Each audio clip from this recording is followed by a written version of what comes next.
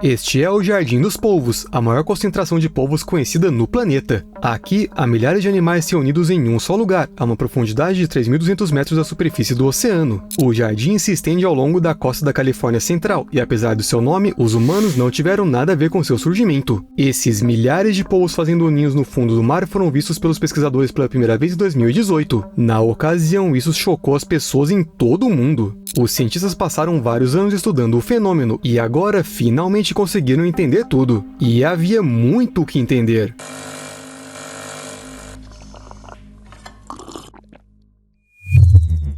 Lembrando da maneira menos insistente possível para aqueles que se esquecem de deixar um like e fazerem isso agora mesmo. Basta clicar e... Os polvos nesse jardim estavam em poses muito estranhas, de cabeça para baixo, com os membros para baixo enrolados ao redor do corpo. Era como se eles tivessem sido virados. Os cientistas registraram 5.718 polvos em uma área de 2,5 hectares no centro do Jardim dos Polvos. A equipe estima que a população total do jardim de 333 hectares poderia facilmente ultrapassar 20 mil animais. Eles também descobriram que esses polvos de águas profundas da espécie Moosoctopus robustus migram para o jardim para acasalar e fazer ninhos. Isso quer dizer que os animais estão nesse lugar só para a procriação. Eles não fazem mais nada aqui. Mas tudo começa quando os polvos machos e fêmeas chegam ao jardim. As fêmeas procuram um local de nidificação quente para colocar uma ninhada de cerca de 60 ovos alongados, em forma de salsicha. Durante a incubação, as mães cobrem os ovos com seus corpos e os protegem de predadores que se aproximam demais. É justamente por isso que as fêmeas se curvam desse jeito tão estranho. Essa é uma pose de defesa. Durante a incubação, as fêmeas vivem de suas próprias reservas de tecido, enquanto cuidam dos ovos em desenvolvimento. Vale a pena dizer que o jardim encontrado na Califórnia é o maior agrupamento de polvos já descoberto pelos cientistas. Ou seja, em princípio há outros jardins semelhantes. Eles também são chamados de berçários, porque os polvos aumentam suas proles neles. Outro berçário como esse foi encontrado perto da Costa Rica, mas a descoberta na Califórnia surpreendeu os cientistas mesmo assim. Em primeiro lugar, devido ao número de animais, e em segundo lugar, porque os polvos geralmente são criaturas solitárias que preferem água fria. O que estava acontecendo no fundo do mar não se encaixava com as informações que já eram conhecidas. Esses polvos estavam em um respirador hidrotermal, e o calor desse respirador acelera o desenvolvimento dos ovos. É simples, quanto mais fria a água, mais lento é o crescimento dos embriões. Portanto, os pesquisadores que observaram o jardim esperavam que, em uma temperatura próxima a zero no fundo do mar, os ovos de polvo eclodissem em 5 a 8 anos, se não mais tarde. Em vez disso, porém, os polvos nasceram em menos de 2 anos. O calor das fontes termais aumentou o metabolismo das fêmeas e de seus filhotes, encurtando o tempo necessário de incubação.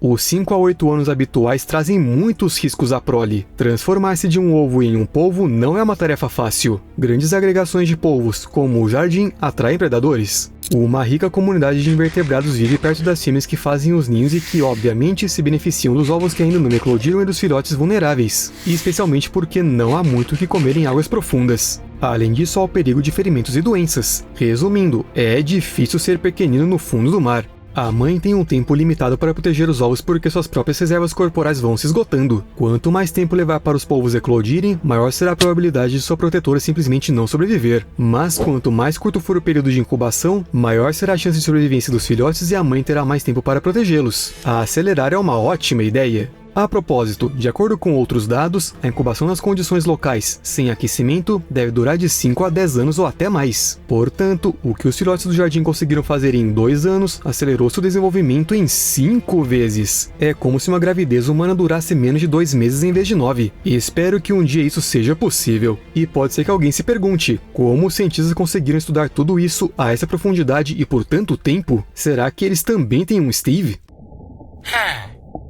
Bem, foi graças à tecnologia moderna. Os pesquisadores instalaram uma câmera no fundo do mar para registrar imagens, e depois distinguiam os polvos uns dos outros por cicatrizes e outras características. Foi assim que descobriu-se que todos os animais no jardim eram machos e fêmeas adultos em idade reprodutiva. Seu número estava aumentando, mas não havia filhotes ou jovens por perto, até que os filhotes eclodiram. Agora, talvez, seja a hora de tentar entender como o jardim tem essa temperatura elevada, capaz de acelerar o desenvolvimento dos filhotes de polvo. Vale lembrar que ele está localizado a uma profundidade de 3.200 metros abaixo da superfície do oceano, em uma pequena colina próxima ao pé do Monte Submarino Davidson.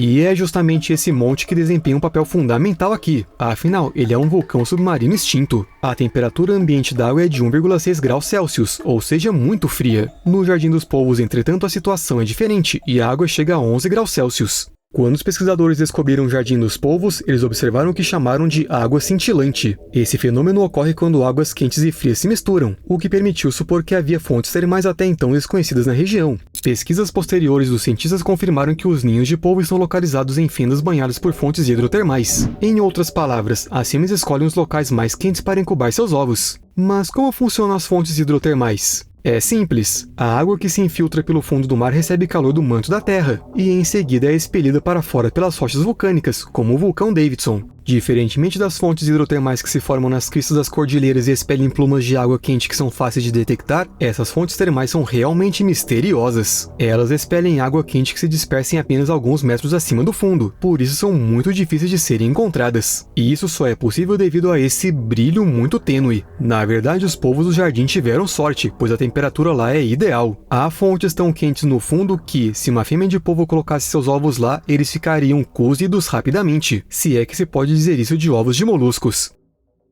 Por outro lado, para os polvos, independentemente de sua idade, a água fria é um freio garantido. Isso ocorre porque os polvos são exotérmicos, ou seja, animais de sangue frio. As temperaturas do mar profundo desaceleram seu metabolismo, que são as reações químicas que ocorrem em suas células. Em termos simples, é a maneira através da qual o organismo extrai energia de seu ambiente e a utiliza para suas próprias necessidades, incluindo crescimento, desenvolvimento, reprodução. Resumindo, a energia é usada para coisas variadas. Quanto mais rápidos os processos metabólicos, mais energia o organismo pode obter. No caso dos polvos, essa energia, que se torna mais abundante no calor, é gasta no desenvolvimento da prole nos ovos. E quanto mais energia houver, mais rápido os polvos nascem. Mas é claro, tudo tem seus limites. Não se pode aumentar ainda mais a temperatura e esperar que os polvos acelerem tanto que eclodam em uma semana e se tornem adultos imediatamente. De acordo com um estudo realizado com a espécie Octopus maia, se a temperatura da água estiver acima de 27 graus centígrados, as fêmeas param de botar ovos. E se elas já puseram alguns, esses ovos morrem depois de alguns dias. Como a maioria dos outros moluscos cefalópodes, os habitantes do Jardim dos Polvos morrem após a reprodução. Os machos morrem imediatamente, as fêmeas morrem enquanto incubam seus filhotes. E tantos animais mortos em um só lugar são uma festa para os necrófagos. Um banquete. Eles terão comida em qualquer caso e sempre. Não existe essa história de fêmeas, por exemplo, terem a sorte de sobreviver a uma reprodução e irem para uma segunda rodada. Durante todo o período de incubação, que lembre-se é de 2 anos inteiros, as fêmeas não caçam. Elas não comem nada e se alimentam apenas do que já conseguiram acumular antes da fase de maternidade. Enquanto isso, os invertebrados ficam só aguardando o fim da incubação. Essas imagens, por exemplo, mostram uma anêmona comendo um polvo morto. Ela ficou só esperando. Em geral, a autodestruição de polvos fêmeas, independentemente da espécie e do habitat, é um tópico de grande interesse para os cientistas. Muitas espécies animais morrem após a reprodução, mas no caso das mamães polvo, isso parece particularmente alarmante. As fêmeas não apenas param de comer, mas algumas delas também tentam acabar com suas vidas de todas as formas possíveis. Uma fêmea que cumpriu seu dever reprodutivo pode se bater em uma pedra, arrancar sua pele e até comer pedaços de seus próprios tentáculos. Parece uma loucura total. Agora, os pesquisadores descobriram substâncias químicas que parecem controlar esse comportamento. Depois que a fêmea deposita seus ovos, começam as mudanças no organismo. A produção de hormônios esteroides aumenta, e em seguida ocorre uma mudança bioquímica que se torna uma sentença. Mas esse é provavelmente um tema para um vídeo separado. É melhor voltarmos ao jardim. Uma câmera de time-lapse mostrou que as fêmeas em nidificação empurram os corpos de polvos mortos para longe para manter os necrófagos longe de seus ovos. Eles já têm presas suficientes, mas ninguém recusaria um lanchinho a essa profundidade. Nas profundezas do mar, os alimentos são escassos e nada é desperdiçado. Grandes necrófagos, como peixes-ratos, peixes ofidiformes, búzios e anêmonas do mar, banqueteiam-se com os restos dos polvos. E eles devem se sentir muito felizes, pois há 72% mais alimentos para os necrófagos no jardim do que nas águas ao redor dele. Todos esses necrófagos, incluindo peixes, camarões, estrelas do mar e caracóis, formam um ecossistema próspero sustentado pelos polvos mortos. Perto dali, em áreas semelhantes do fundo do mar rochoso, a fauna é muito menos diversificada, e a densidade populacional é menor. Os filhotes, por outro lado, nascem e vão para outro lugar para sobreviver e crescer. A fêmea morre e é devorada por necrófagos, e uma nova fêmea imediatamente toma seu lugar. Você se lembra, não é? Para os ninhos, elas escolhem fendas onde é especialmente quente e confortável, e seu número é limitado. Além disso, por mais inteligentes que sejam os polvos, é improvável que eles se preocupem com o fato de alguém ter morrido nesse mesmo local. A vida selvagem é cruel. Ela tem um objetivo: fazer com que a prole venha ao mundo. E nada mais importa. Um novo ciclo começa. Até algum tempo atrás, os cientistas pensavam que esses grupos de polvos eram uma espécie de exceção a todas as regras dos polvos. Uma grande raridade. Mas nos últimos anos, os jardins têm sido encontrados observados com cada vez mais frequência, e eles não estão próximos uns dos outros. Parece que esse é um fenômeno mais comum do que se imagina. Até o momento, os pesquisadores documentaram 5 berçários de polvo em águas profundas, 2 na costa da Califórnia Central, 2 na costa da Costa Rica e um próximo à ilha de Vancouver, no Canadá. O primeiro berçário foi descoberto na costa da Costa Rica em 2013. O grupo de mais de 100 polvos estava em um respirador hidrotermal localizado a cerca de 160 km da costa do Pacífico da Costa Rica, a uma profundidade de 3.000 metros. Esses polvos também incubavam ovos, mas nenhuma ninhada sobreviveu. O segundo berçário foi o nosso, esse sobre o qual falamos durante todo o vídeo, perto do vulcão Davidson. Depois, em 2019, outro foi encontrado perto do Jardim dos Polvos, quer dizer, meio próximo, a 17 quilômetros. Para os polvos, essa é uma bela distância. E mais recentemente, em 2023, os cientistas encontraram um novo berçário na Costa Rica e em seguida outro no Canadá. Queria até falar mais detalhadamente desse último berçário. Lá, tudo começou com bolhas de metano subindo do fundo do mar, rompendo-o. Esse processo cria rochas carbonáticas que se tornam habitat para os animais. E aqui é bastante frio, mas esses são os locais que os polvos da espécie Graneledone pacífica escolheram para se reproduzir. Por uma coincidência interessante, são esses animais de águas profundas que têm o período mais longo de incubação. A fêmea cuida de seu ninho por 4 anos e meio. Talvez os protagonistas do nosso vídeo de hoje tivessem quebrado esse recorde, se não fosse pelo vulcão extinto que os aqueceu. O mais interessante é que os cientistas ainda não têm ideia de como os polvos chegam a seus berçários. Talvez eles se deparem com um futuro jardim por acaso e decidam que é um ótimo lugar. Ou eles o encontram, memorizam o lugar e depois retornam quando chega a hora de procriar. Outro mistério é a distância que os polvos migram para seus locais de nidificação. E se, como os salmões, eles retornam ao local onde nasceram? Os polvos têm um bom olfato e podem seguir o cheiro de seus muitos parentes mortos. Sim, mesmo que eles já tenham sido comidos por alguma anêmona.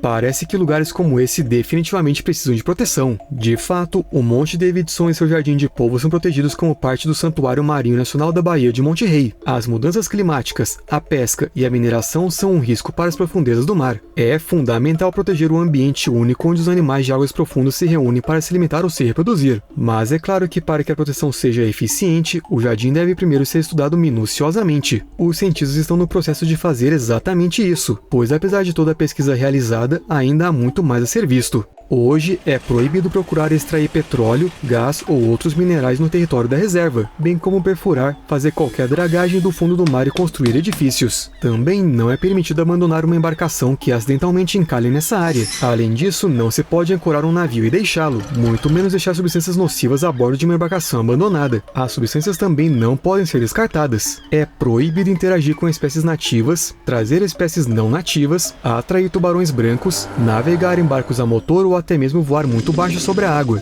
E essa nem é a lista completa. Parece que o melhor é não visitar essa área, para não infringir algo sem querer. Porque todas as regras existentes são fiscalizadas com muita seriedade na reserva. Há patrulhas terrestres, aéreas e marítimas na área. Os guardas protegem o território usando pequenos barcos e grandes embarcações de patrulha. E os guardas florestais controlam literalmente tudo. A maioria das infrações individuais tende a se limitar a pequenas áreas e a ocorrer em curtos períodos de tempo. No entanto, algumas infrações ocorrem com frequência em toda a reserva, como a intimidação de mamíferos marinhos ou aves. Nem mesmo as multas impedem as pessoas. As violações das regras da reserva são punidas com multas civis de até $140 mil por dia de violação. Além das multas, os infratores podem ser obrigados a pagar os custos para lidar com as consequências do que fizeram e da restauração do meio ambiente. Qualquer propriedade associada à violação, como barcos, equipamentos e ferramentas, pode ser confiscada enquanto se aguarda o processo judicial. Em muitos casos, a violação das regras de preservação implica a violação de outras leis federais e estaduais, o que significa mais multas, possível confisco de propriedade, detenções e até mesmo processos criminais. A propósito, na reserva também é crime interferir em uma investigação ou no trabalho dos agentes da lei. Como que os cientistas não ficaram com medo de investigar os polvos? É o poder da ciência, o que posso dizer? Você não esqueceu do like, né? Eu já falei, não falei? Até mais!